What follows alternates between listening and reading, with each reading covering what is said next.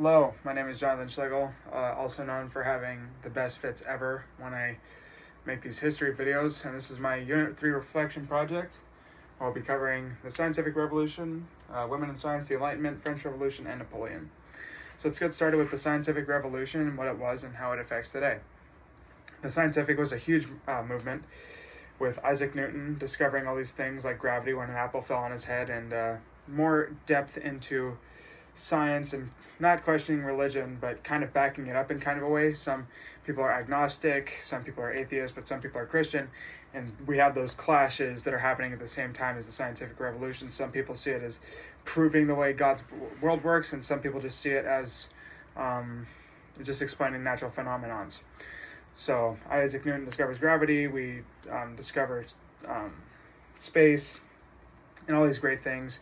And that really impacts today because, well, without this revolution and all the amazing things that came from it, we wouldn't have been as technologically advanced if it didn't happen back then.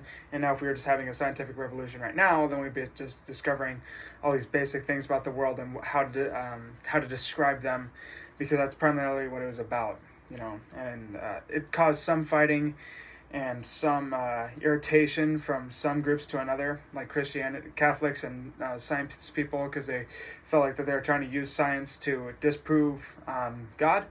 And some people just saw it as, hey, we're not doing that. Let's use this to prove God, right? And that kind of carries out to today, like I just explained with our national phenomenons. And there's so many technological advances in science, like medicine and the elements and the periodic table and chemicals and all this cool stuff that we still use today to explain things like hurricanes and how to detect weather, or what's going on with our planets, or tidal stuff because of the moon. And women in science was a really big thing too, because they also kind of backed up what the men were doing, but this was huge for women because they never had a real big say in anything until this time period. And they still kind of got shut out. Only top tier women would get education from public institutions, because men still wanted to have women be underclassed to them, so men could just keep taking the credit for doing everything. And they wanted to completely leave women out of this, but it was big for women because they were finally getting a voice in what they actually wanted to have a voice in. And they kind of shut men up in a kind of different way. It's like our brains aren't smaller, you know, in all these different ways, using science to disprove them. And it's still largely huge today because women are still actively fighting for rights, but any push that women had in historical events would always be good for them, for the fact that it would just keep backing up women's riots, or women fighting for equal rights, or the rights to vote, any of that stuff, and they can use scientific technology to prove that. The Enlightenment was a really big thing as well, with Rousseau,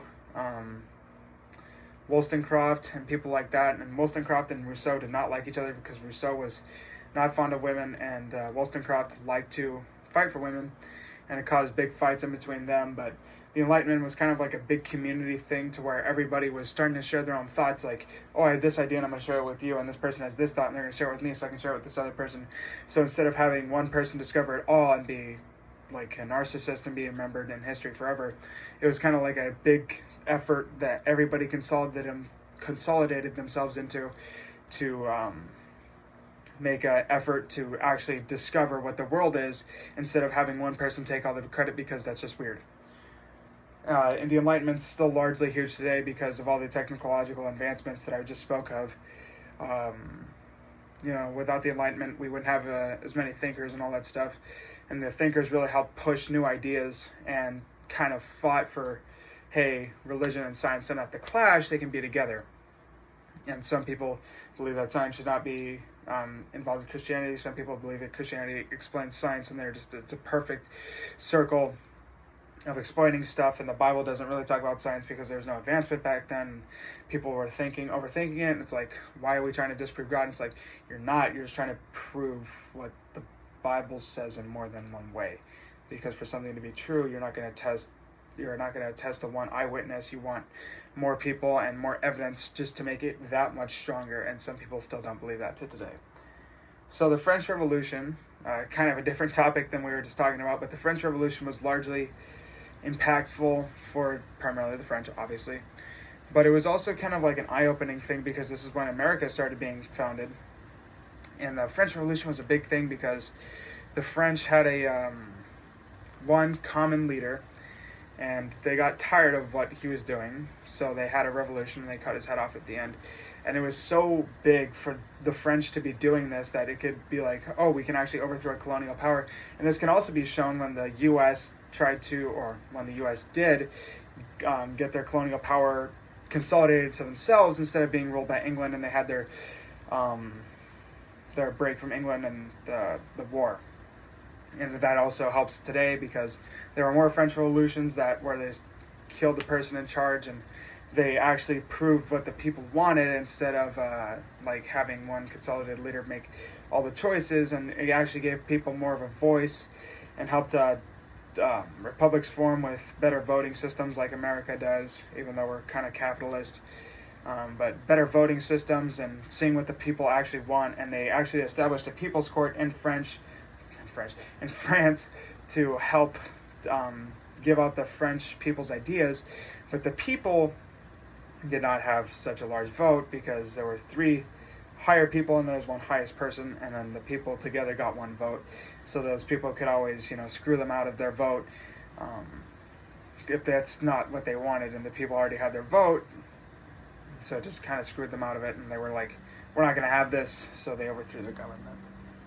And Napoleon is also a huge topic. I'm not going to get too much into it, but Napoleon, he was huge. He's widely known today still for conquering most of Europe until he finally met his end.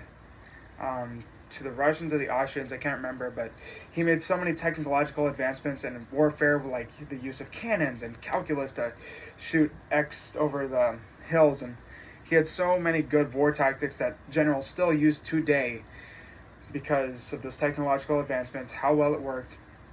Because one man, it's really hard for one person to take over the entire community of Europe. The people who got close to it, Peter the Great, Alexander the Great, Napoleon, Adolf Hitler, they all had their own strategies, and they took over the better part of Europe, and none of them were overly successful except Napoleon. Well, none of them were successful in the end. Napoleon was most largely successful and known for that because of how his enemies just couldn't defeat him.